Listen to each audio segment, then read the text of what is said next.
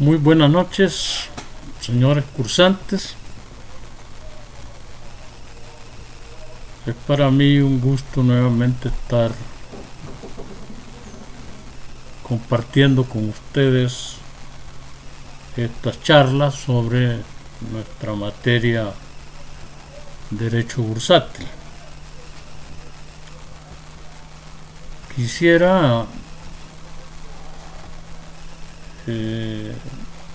informarles que he recibido un correo de la ingeniero Galvez y que me solicitaron que lo hiciera del conocimiento de ustedes. Este correo dice lo siguiente: estimados docentes, en reunión realizada entre las autoridades superiores y los decanos, decidieron posponer el evento de Realidades y Tendencias 2020 para la semana del 16 al 21 de noviembre, por lo cual solicitamos reprogramar sus clases de la próxima semana del 3 al 8 de noviembre con clases normales. Gracias por su comprensión. Repito, Realidades y Tendencias 2020 se reprograma para el 16 y el 21 de noviembre, lo que significa que la próxima semana del 3 al 8 van a haber clases normales, utilizando por supuesto los medios que estamos cada docente utilizando, ¿verdad? Así que yo la próxima semana pues estaré enviándoles también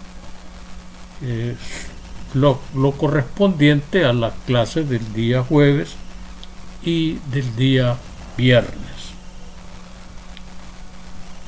Tomen nota, por favor, y si alguno de ustedes, ¿verdad?, se da cuenta que algún compañero no ha recibido esta notificación, pues pónganlo de conocimiento para que esté atenta la próxima semana, que habrán clases normales como hemos estado trabajando a lo largo de este ciclo.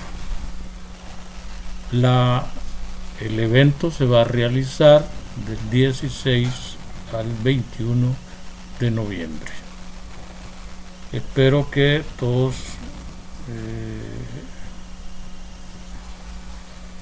acaten esa disposición, ¿verdad? Ya que es una directriz de las autoridades superiores de la universidad nuestra. Estábamos entonces volviendo a nuestra materia, estudiando los corredores de bolsa. Estos son, digamos, las partes medulares, lo que le da dinamismo a este negocio de la bolsa de valores y la manera de disponer en el mercado de valores de las ofertas que se presentan. Y fíjense que es muy interesante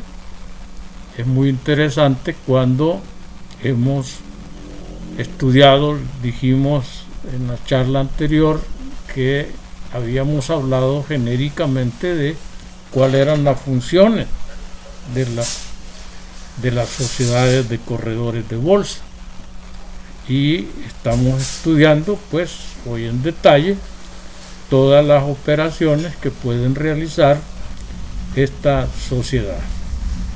Así que vamos a continuar con nuestra lectura comprensiva sobre las operaciones que realizan las casas corredoras. Yo nos quedamos en la parte final, ¿verdad?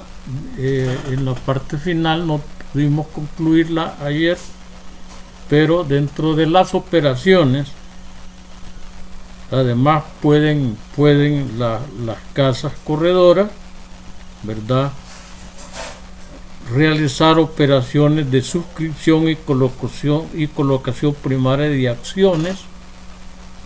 Deberán realizarse por un plazo de 180 días. Eso lo estuvimos viendo el día de ayer. Además, dice la ley, ¿verdad? Ahí ustedes pueden ir siguiendo la lectura. Las operaciones de suscripción y colocación primaria de valores podrán realizarse bajo las siguientes modalidades. Las operaciones de suscripción y colocación primaria de valores. Todos esos términos ya los hemos conversado y los hemos estudiado. Entonces dice que de acuerdo a las siguientes modalidades. Letra A. En firme o colocación garantizada, en que la casa suministra los fondos de la totalidad o de una parte de la emisión, suscribiéndola y ejerciendo todos los derechos de titular. En firme o colocación garantizada, ¿verdad? Esa es una de las cómo se realiza la suscripción y colocación primaria de valores, en que la casa suministra los fondos de la totalidad o de una parte de la emisión, suscribiéndola y ejerciendo todos los derechos de titular. Por supuesto, ¿verdad?, la negociación llega a que alguien oferta, ¿verdad? Yo suscribo, yo compro y paso a ser parte titular de la emisión de valores que estábamos negociando. La letra B. Prefinanciamiento del remate, en que la casa se compromete a suscribir para su cartera la parte de la emisión de obligaciones que no hayan sido colocadas después de un plazo determinado. Prefinanciamiento del remate, así se llama la operación, y es en que la casa se compromete a suscribir para su cartera la parte de la emisión de obligaciones que no hayan sido colocadas después de un plazo determinado.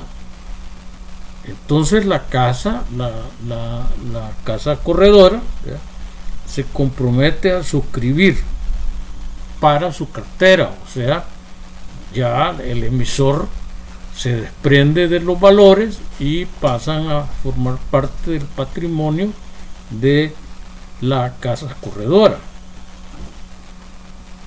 La letra C dice de intermediación, en que la casa adelanta fondos correspondientes a una emisión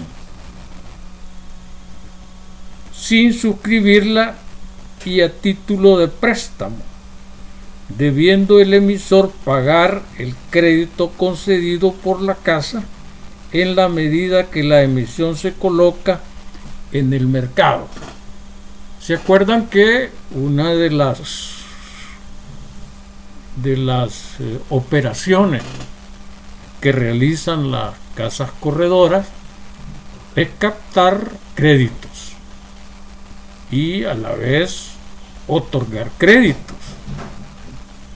Entonces, en la intermediación, en que la casa adelanta fondos correspondientes a una emisión sin suscribirla y a título de préstamo, debiendo el emisor pagar el crédito concedido por la casa en la medida que la emisión se coloca en el mercado, ¿verdad? Esto no es, fíjense, esto no es la figura, ¿verdad?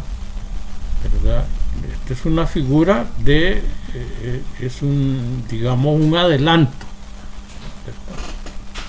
¿verdad? Es como adelantar recursos, ¿verdad? En una emisión, ¿verdad?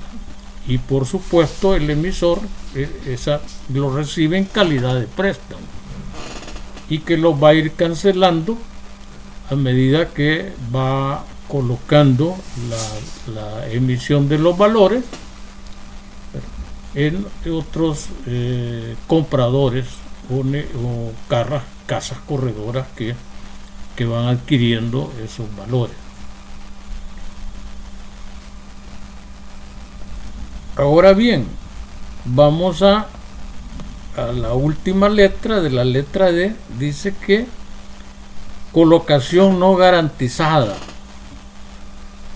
o de mejor esfuerzo en que la casa se limita a ser el agente colocador sin ninguna responsabilidad frente al emisor.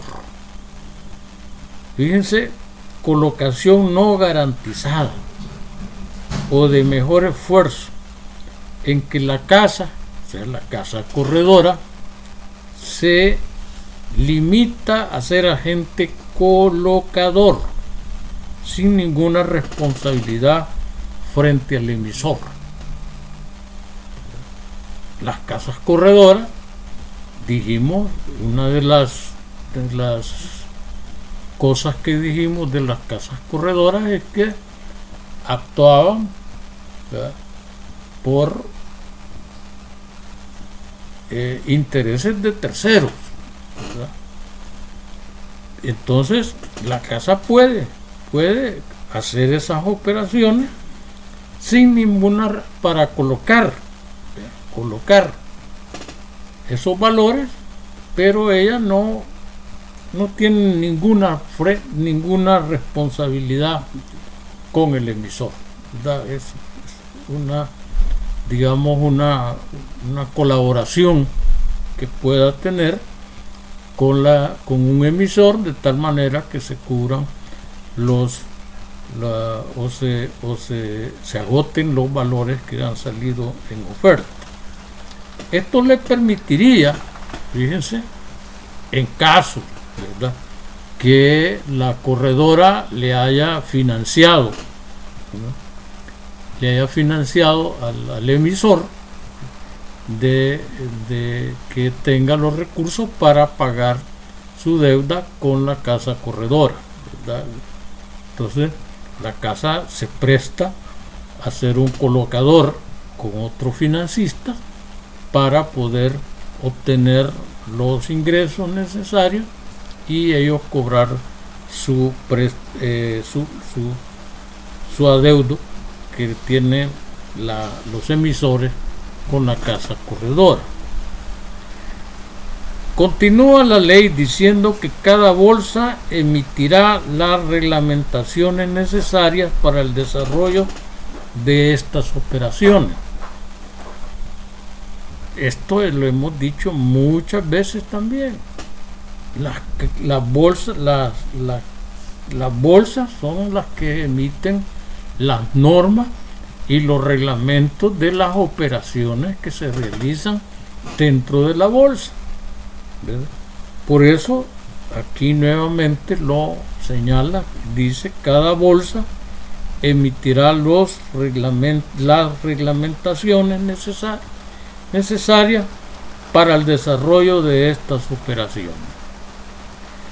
Las casas de corredores que sean filiales de bancos o financieras no podrán realizar operaciones de suscripción y colocación primaria de acciones. Esto viene a ser como una prohibición. Las casas de corredoras que sean filiales de bancos y financieras no podrán realizar operaciones de suscripción y colocación primaria de acciones. La superintendencia, mediante instructivo, dictará las regulaciones que deberán cumplir las casas corredoras en la realización de sus operaciones, incluyendo disposiciones de carácter general sobre las negociaciones de valores emitidos por sociedades que integran un mismo grupo empresarial con la casa de corredores, con el objeto de evitar conflictos de interés. Nuevamente encontramos la intervención de la superintendencia. Hemos venido señalando que las casas corredoras emiten reglamentaciones de las operaciones que se realizan en la bolsa, pero la superintendencia también emite instructivos de las regulaciones que deberán cumplir las casas corredoras. La superintendencia siempre va a estar pendiente de todas las operaciones que se realizan, tanto por las sociedades emisoras, las sociedades corredoras de bolsa, las mismas bolsas, ¿verdad? Va a estar pendiente de las sociedades que estudian riesgos, etcétera, todo eso. Siempre la superintendencia va a tener una participación directa. Las operaciones de administración de cartera serán reguladas en una ley especial.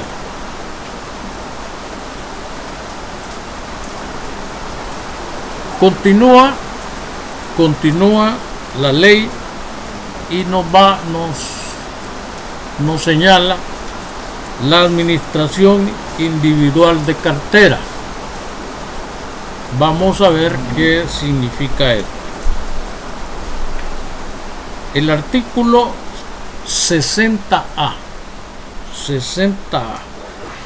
Las casas de corredores podrán realizar operaciones de administración individual de cartera, entendiéndose esta como el conjunto de inversiones que realizan dichas sociedades, con los recursos de un inversionista, a nombre de éste y de su propiedad.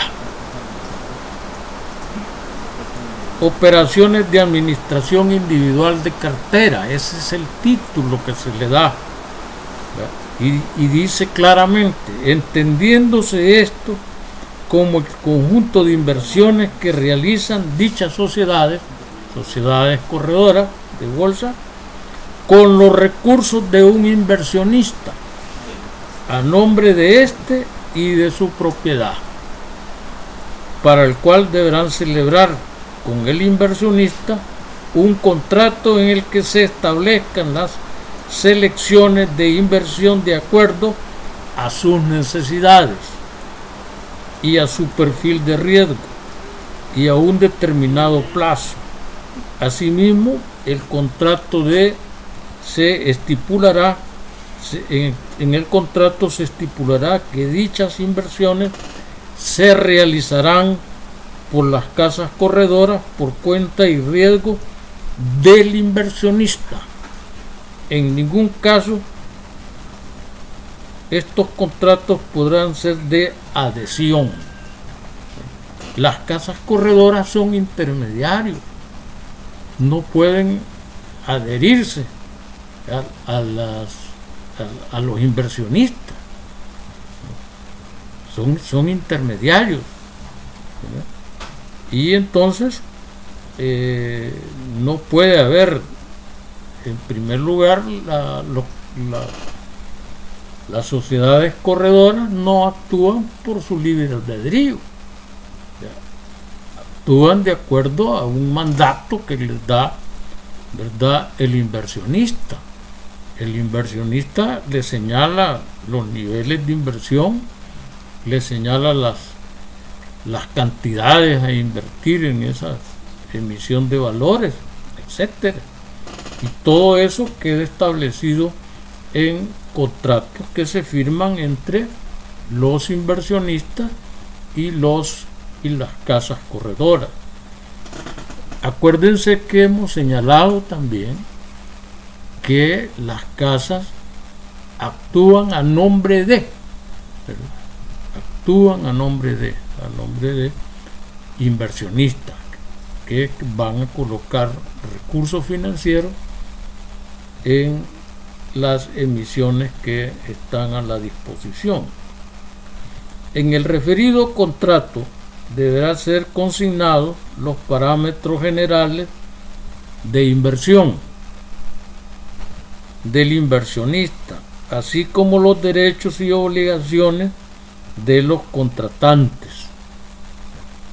Las casas de corredores deberán expresar que aceptan la gestión solicitada por el inversionista y las autorizaciones otorgadas para realizarlas. Aquí no queda nada al azar, todo queda legalmente establecido, ¿verdad?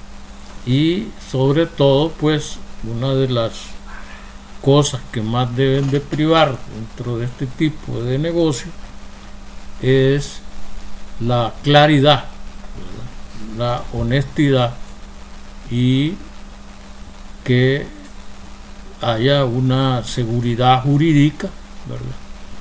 Que no permitan que queden vacíos en las negociaciones. Acuérdense que estamos jugando con cantidades de dinero a veces muy elevadas. Hay inversiones que pasan los millones de dólares, y esto hace que tengamos, pues, que tanto el emisor como las casas corredoras, los financistas, pues tengan documentos claros, muy claros, de lo que van a manejar dentro de estas negociaciones.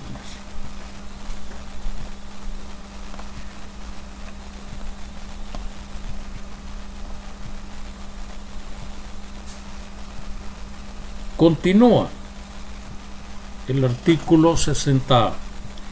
Las casas de corredores, para realizar operaciones de administración individual de cartera, solicitarán autorización previa a la superintendencia, debiendo realizar estas operaciones con la diligencia de un buen comerciante en negocio propio.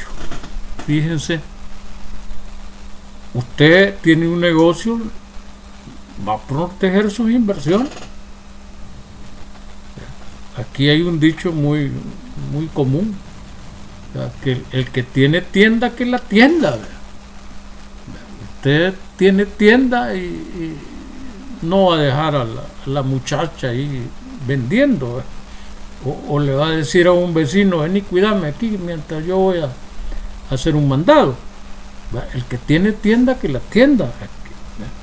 Entonces, a eso se refiere cuando dice debiendo realizar estas operaciones con la diligencia de un buen comerciante en negocio propio. Le está diciendo: miren, señores corredores de bolsa, ustedes van a actuar a nombre de terceros, pero háganlo como que el negocio fuera de ustedes. Traten de garantizarse de que todas las operaciones van a ser honestas, en primer lugar, que con grandes posibilidades de utilidades. Hay que recordar que los inversionistas reprograman sus inversiones y tienen en cuenta uno de los elementos, que en cuánto tiempo voy a recuperar yo mi inversión.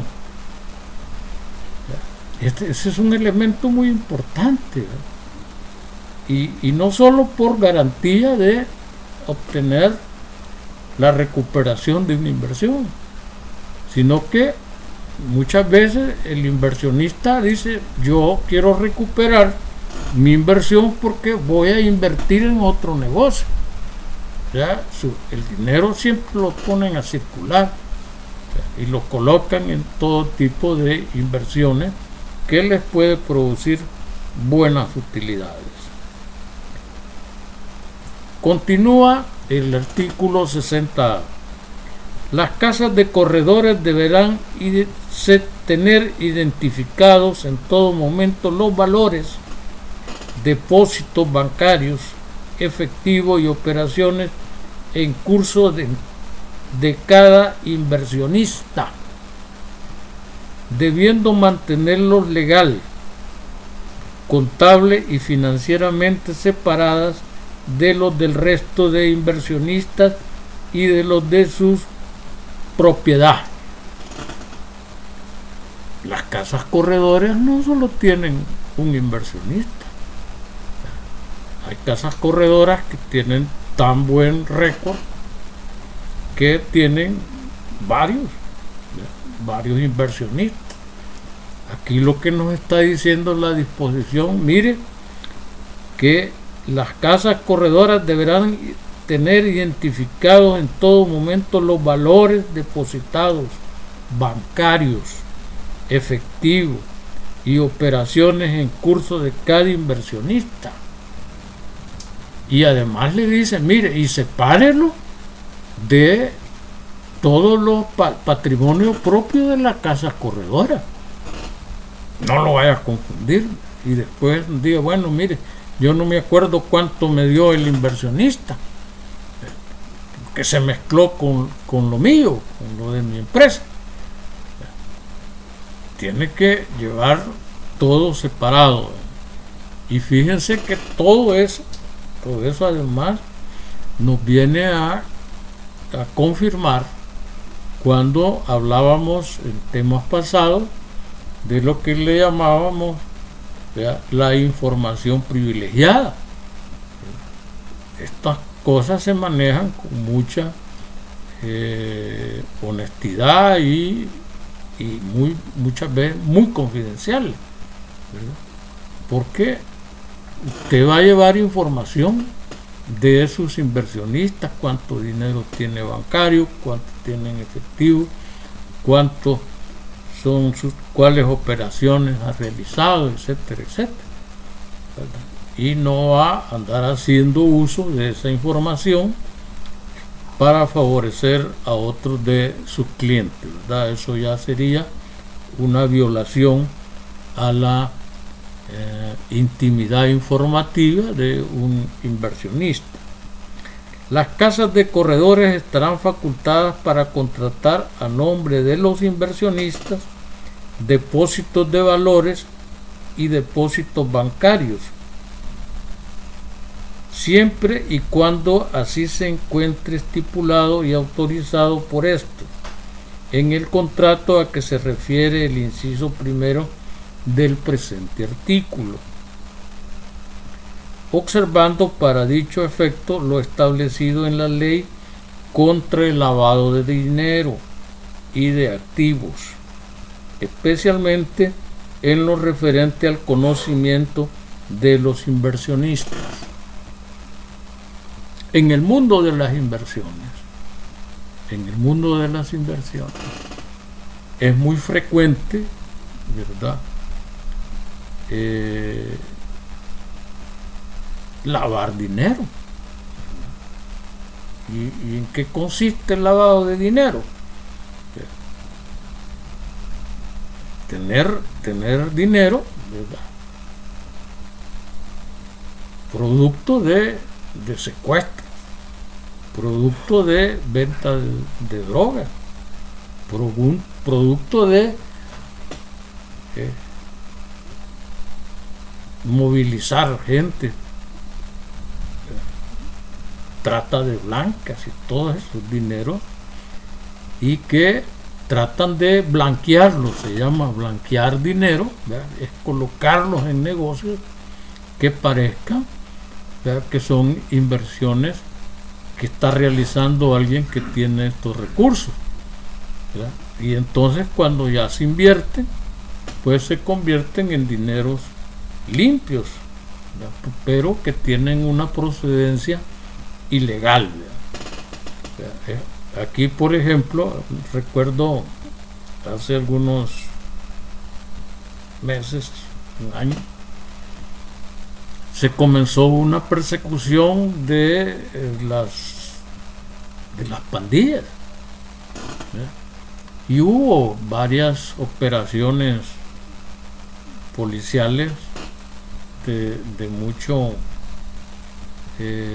prestigio que se dio en nuestro país, y capturaron bandas de pandilleros, ¿verdad?, que tenían ventas de automóviles, ¿verdad?, autobuses, taxis, eran dueños de moteles, ¿verdad?, de cafetines, hasta pupuserías tenían, ¿verdad?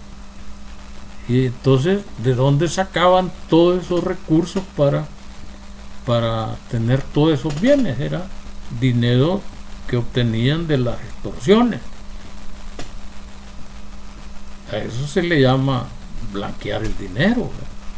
Entonces, en este mundo del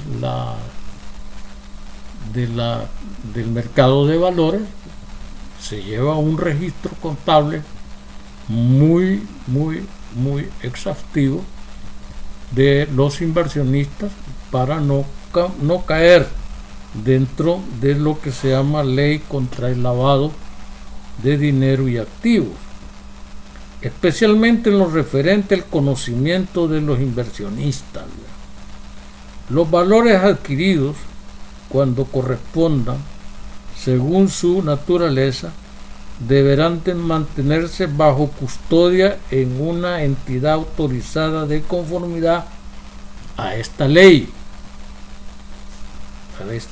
Asimismo, las casas de corredores deberán informar mensual y detalladamente a cada uno de sus inversionistas sobre el resultado de depósitos bancarios, inversiones, comisiones, devengadas, valores adquiridos y vendidos durante el periodo que corresponda y el saldo resultante.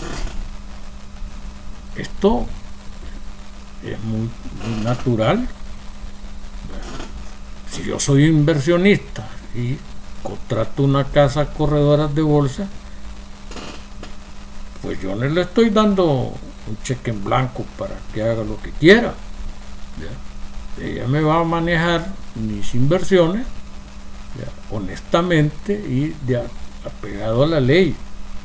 Por lo tanto, una de las prácticas administrativas de buen manejo es mantener informado al inversionista, ¿verdad?, de cuánto tiene, qué se ha colocado, ¿verdad?, cuáles son los movimientos vendidos y adquiridos, cuáles son los saldos que posee.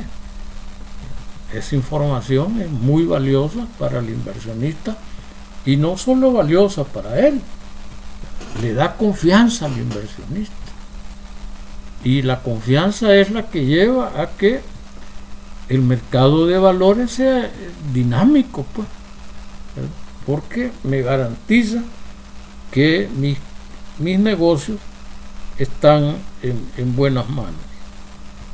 Las casas de corredores deberán llevar un registro por cada inversionista,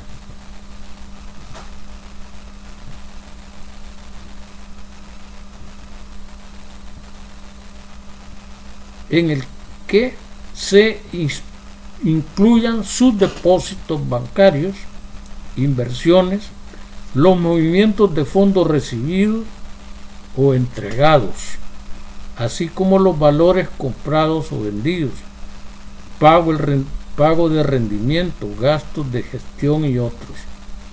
Todos los movimientos deberán ser acreditados mediante la emisión de comprobantes de ingresos y egresos. Esta parte es quizá la que le da más fuerza, fíjense. La que le da más fuerza es, mire, compruébeme que toda la información que usted me está dando es valedera. ¿Y cómo lo voy a comprobar? Acreditando mediante la emisión de comprobantes de ingresos y egresos. Eso es lo que le da sustentabilidad a la contabilidad. Cada movimiento bancario, cada inversión, cada gasto debe estar respaldado por un comprobante, que es lo que al final los auditores son los que llegan a revisar y dan fe de que la información que se le está dando al inversionista pues está sustentada en toda esa documentación. En ningún caso la casa de corredores actuará en forma diferente a lo establecido en el contrato y a las instrucciones que de manera comprobable y de forma previa haya recibido de parte del inversionista. Aquí hay una cosa que hay que tener mucho cuidado. En ningún caso la casa de corredores actuará en forma diferente a lo establecido en el contrato y a las instrucciones que de manera comprobable, esa es la palabra clave. Yo no puedo decir, mire, fíjese que yo hice esa inversión, no le puedo decir al inversionista, mire, fíjese que yo hice esa inversión porque usted me lo dijo por teléfono o me lo mandó a decir. ¿Y cómo compruebo yo eso? ¿Cómo lo compruebo? Entonces, la manera de comprobarlo es que debe quedar un documento expresamente que gire las instrucciones a los corredores de bolsa de tal manera que tanto uno como el otro tengan un respaldo que les permita justificar lo actuado. Las casas de corredores no deberán asegurar rendimiento ni el capital de los valores que componen la cartera individual que administran. La casa de corredores no deberán asegurar rendimientos ni el capital de los valores que componen la cartera individual que administran. No deberán asegurar rendimientos. Ellos son intermediarios. Los que aseguran son otros. Los que aseguran son otros. Y las casas corredoras son nada más, son intermediarios entre emisores y los inversionistas.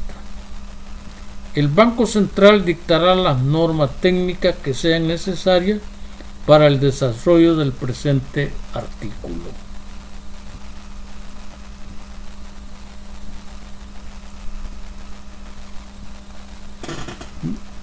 Luego nos vamos al último artículo que podemos leer en este momento.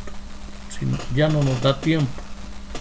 Yo diría que nos quedamos en esta parte en el artículo 61.